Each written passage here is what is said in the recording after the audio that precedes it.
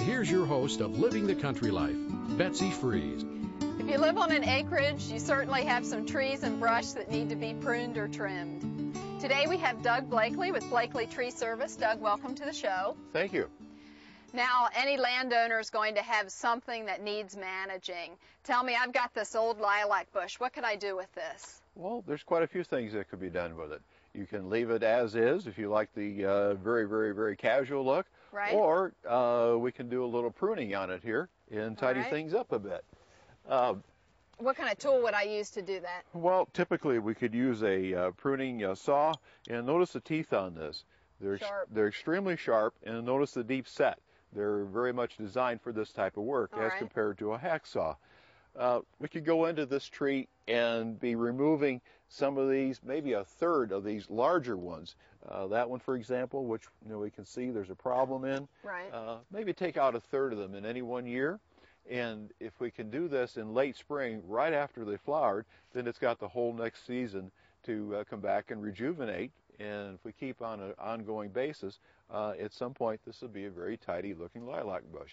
What about the bush over there, Doug? Well, this bush over here kind of typifies in miniature what we see with some that we see out in the country, where a lilac shrub has gotten bigger and bigger and bigger, and not only do we have one of these, we have several of them. So typically we could go in with the chainsaw and simply take off the whole thing and just clean it out and let it start all over again. All right.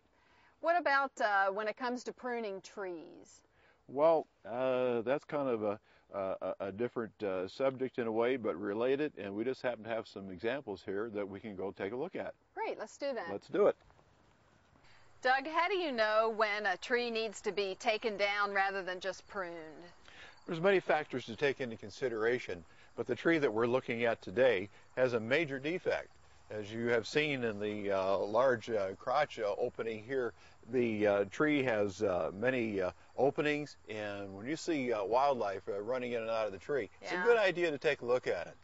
It's a little too close to the house to put up with yes, that. If that was out in the grove, then we probably wouldn't get too excited about it, but it's awfully close to your home, and we need to look at that really closely.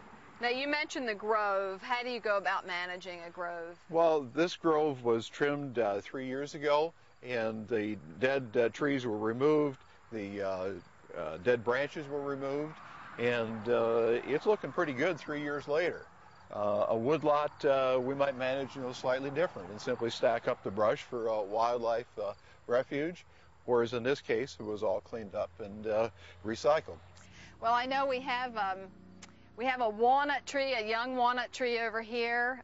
What do you suggest there? It's kind of getting up in the lines. Yes, well, we're not for the lines, and that would be an easy recommendation for the homeowner to tackle themselves.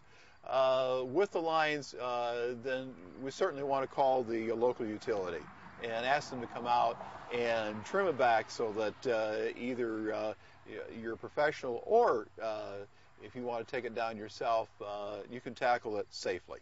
All right. And how would I go about if I took it down myself? How do you go about cutting? You don't just cut the whole thing off. No, you kind of stand back and look at the tree, and that one's kind of interesting in that it kind of goes in all directions. Right. So kind of determine which way it's going to go. I'm more inclined to go into a tree as a professional and take it apart in place. I'm not much on felling trees. There is a science to it. It can be done. You really need to know be an expert. Expert to so properly you take fell it down a tree. branch by branch and let those fall? Yes. All right. Yes, indeed. And you mentioned safety.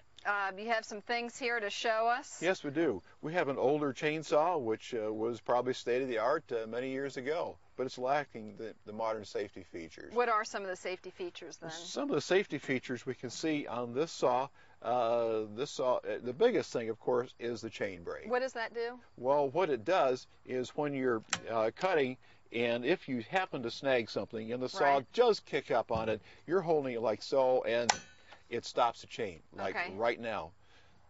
And that's a bigger version of your chainsaw? This is a little bit bigger version of the chainsaw. The one you have your hand on would probably work out very well for most of the trimming chores that you have here. All right. If we're getting into cutting up firewood, A little bit bigger material, a right. saw of this proportion might be more What about the adequate. gloves there? Do you always need the gloves? You should always wear gloves. You want the leather gloves, preferably, and you don't want the one with the cute little tassels on the back. Yeah, they're they great. get They're caught, great for can't they? throwing hay bales. How about the headgear? What do I need there? Headgear essential. The headgear with the visor will protect your face. With the muffs, give you hearing protection, Yeah. and of course it's adjustable so that you can very readily change sizes. All right. And what about you've got some pants there? Or Yes, chaps? these are chaps, and they're very easy to put on, and they provide a tremendous amount of protection. If you did happen to nick them with the chain, the material in it literally explodes and jams the sprocket on the saw. Wow. I've seen demonstrations of them. Very, very, very effective. Doug, thanks for sharing that information. Well, thank you very much for inviting me to participate in this program. When it comes to taking care of overgrown brush and trees on your property, be sure to do it safely.